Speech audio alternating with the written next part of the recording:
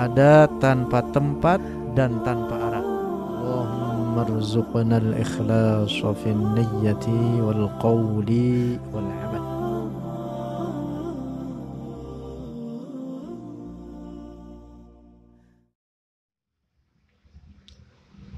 Alhamdulillahi Rabbil Alamin. Wassalatu wassalamu ala Sayyidina Muhammadin Sayyidil awwalin wal akhirin wa ala alihi wa sahbihi at-tayyibin at-tahirin.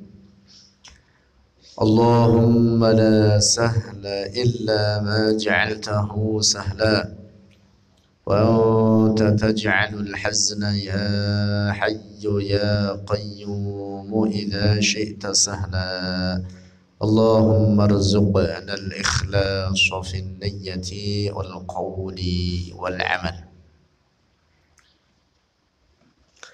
Di dalam Al-Quran disebutkan bahwa Rasulullah Sallallahu Alaihi Wasallam diperintah oleh Allah untuk beristighfar. Allah berfirman, "Wastaghfir li dzambika walil mu'minina wal mu'minat." Makna harfiah ayat ini menyebutkan wastaghfir, dan hendaklah memohon ampunan engkau wahai Muhammad li dzambika, bagi dosamu, walil mu'minina wal mu'minat, dan bagi dosa orang-orang mukmin baik laki-laki maupun perempuan. Rasulullah sallallahu alaihi wasallam tentu mengerjakan perintah Allah ini. Karena itu dalam hadis diriwayatkan Rasulullah bersabda, "Wa inni la astaghfirullah fi kulli yawmin mi'ata marrah." Sungguh senantiasa aku beristighfar, benar-benar beristighfar kepada Allah setiap hari sebanyak 100 kali. Kita berapa kali kita ucapkan istighfar?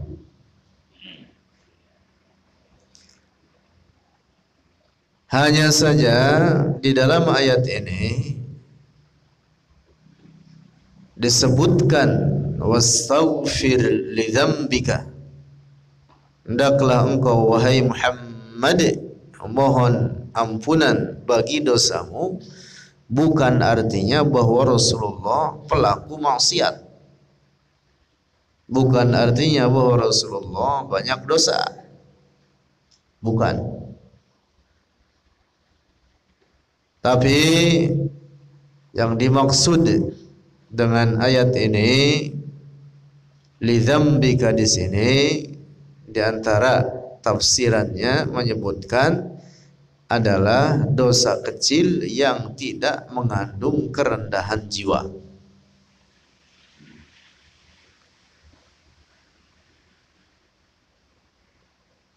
Yang dimaksud dosa di sini apa? Dosa kecil yang tidak mengandung kerendahan jiwa. Para ulama kita menyebutkan bahwa dosa kecil itu terbagi kepada dua bagian atau dua macam. Satu, dosa kecil yang mengandung kerendahan jiwa, yang dimaksud pelakunya menunjukkan kotor jiwanya, rendah akhlaknya, dosanya kecil, tetapi pelakunya menunjukkan apa? Keruh jiwanya. Seperti ngeliatin perempuan, apalagi wadonnya setengah telanjang. Iya. Ya kalau sering-sering menjadi banyak juga. Kalau sering-sering menjadi banyak juga.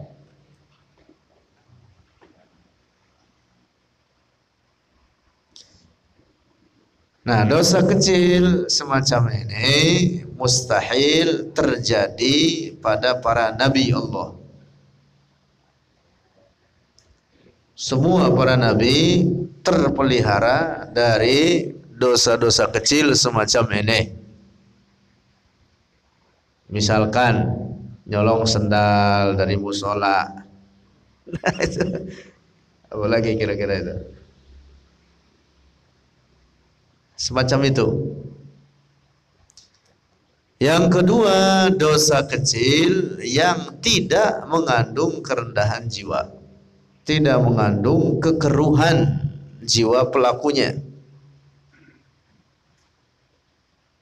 Nah, para ulama kita menyebutkan bahwa dosa kecil nomor 2 ini, macam kedua ini, dapat terjadi pada para nabi, hanya saja mereka langsung bertaubat darinya sebelum diikuti oleh umatnya.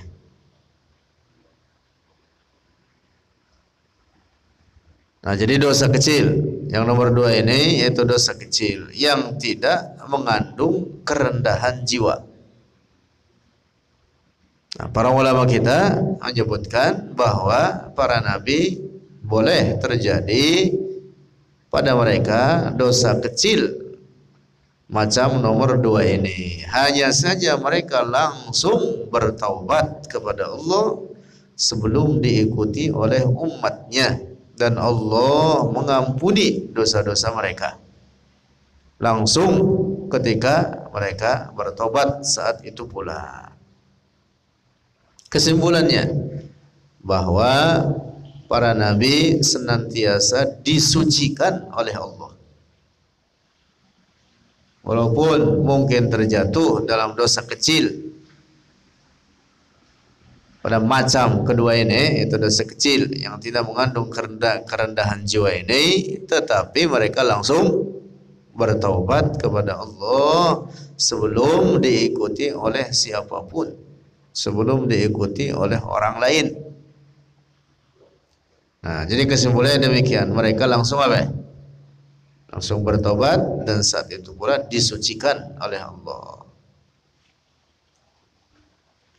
Contoh macam ini seperti ketika Rasulullah didatangi oleh sahabat yang buta bernama Abdullah. Ingat namanya siapa ya? Abdullah bin Ummi Maktum. Emang juga ini sahabat buta, kagak ngelihat. Jadi satu waktu ini sahabat datang menghadap Rasulullah, oleh Rasulullah tidak dihiraukan. Oleh Rasulullah tidak dihiraukan. Biasanya Rasulullah kalau kedatangan para sahabat menyambut mereka dengan hangat. Jadi satu waktu Abdullah bin Ummi Maktum dia datang tidak dihiraukan oleh Rasulullah, oleh karena Rasulullah saat itu sedang apa? Sedang sibuk. Ada pekerjaan, yaitu menghadapi orang-orang kafir, memberikan nasihat kepada mereka, petunjuk kepada mereka, diharapkan supaya mereka masuk Islam. Ini sahabat buta ini nyelonong aja datang. Emang juga kagak ngelihat dia. Oleh Rasulullah tidak dihiraukan. Tapi demikian ditegur oleh Allah dengan turunnya surat Abasa. Abasa wa tawalla an ja'ahul a'ma, dan seterusnya. Nah, ini contoh kategori dosa kecil yang tidak mengandung kerendahan jiwa. Dapat dipahami nih? Nah, kembali lagi kepada ayat tadi, wastaghfir lidzambika walil mu'minin wal mu'minat. Jadi perintah istighfar dari Allah terhadap Nabi kita di dalam ayat ini ada penyebutan lidzambika di sini. Tafsirannya menurut sebagian ulama kita adalah dosa kecil. Dzambika di sini dosamu yang dimaksud, dosa-dosa kecil yang tidak mengandung kerendahan jiwa. Anda berarti paham ya? Lanjut. Walil mu'minina wal mu'minat. Dan juga mintakan ampun atau istighfarkan olehmu wahai Muhammad bagi dosa orang-orang mukmin baik laki-laki maupun perempuan.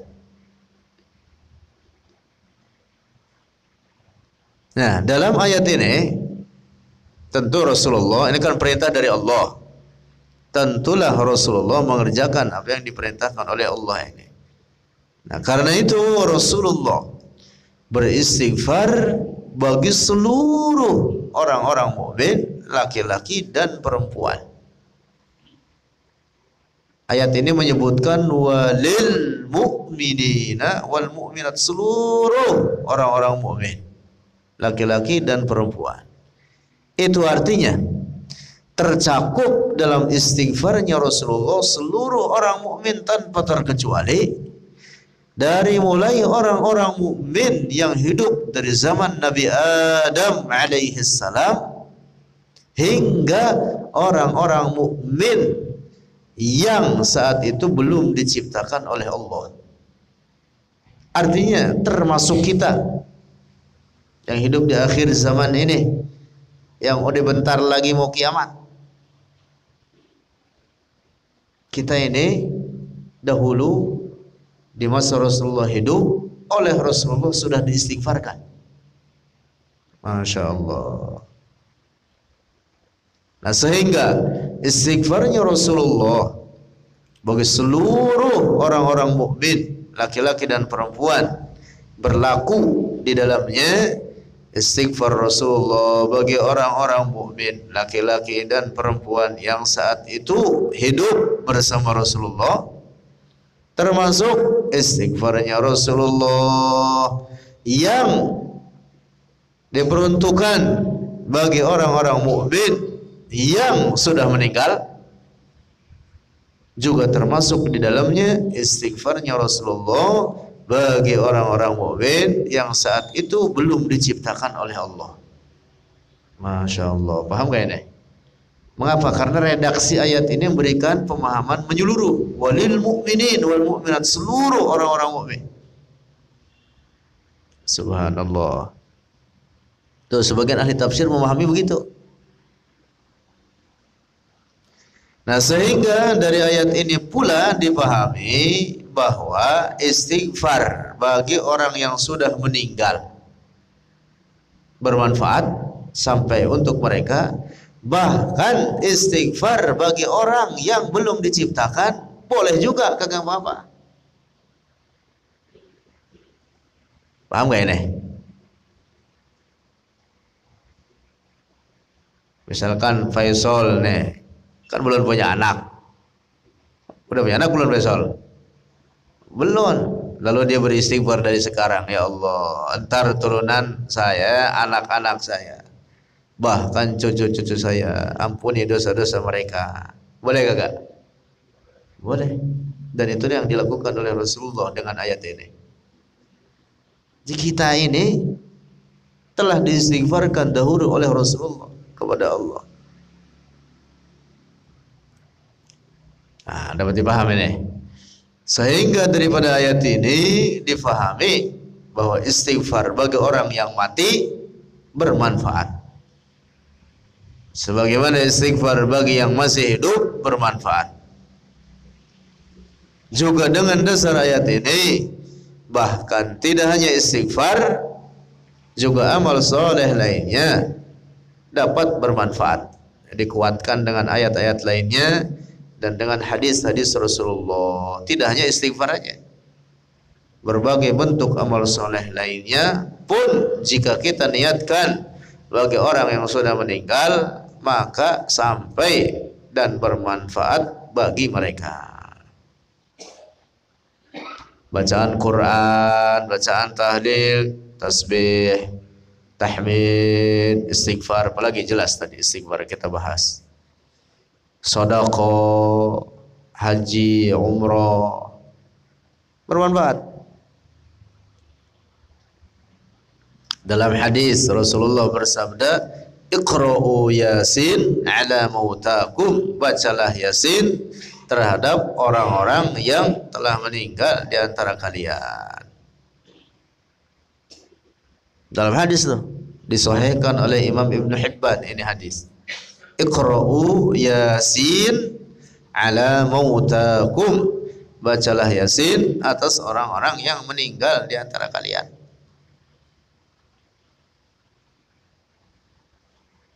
Nah, dapat dipaham gak ini?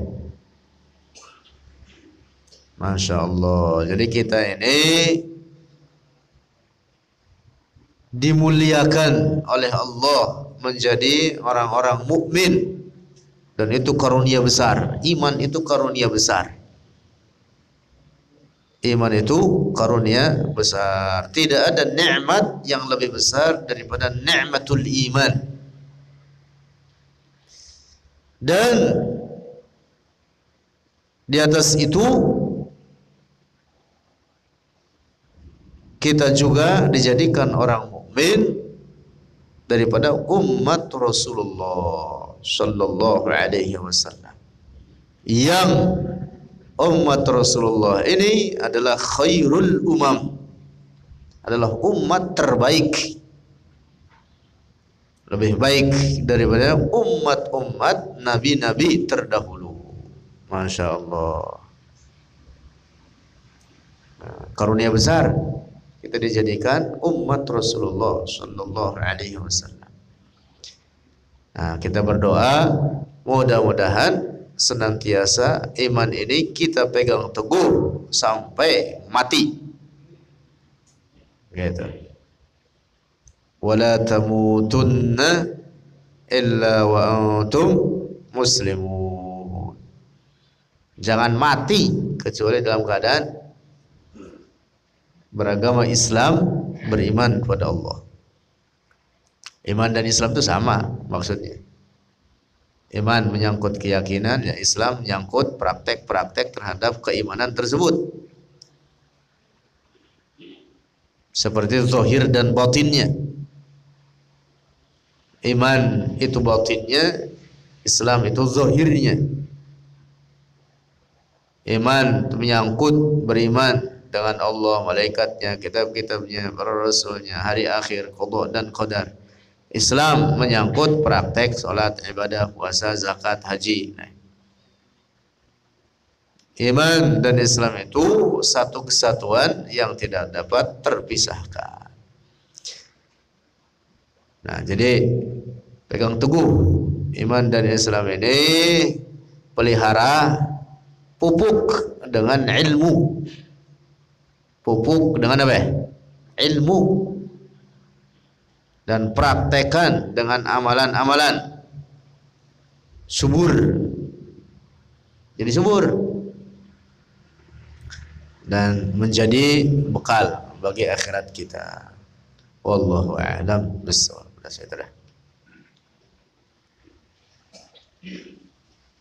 Hujan ya? Keren.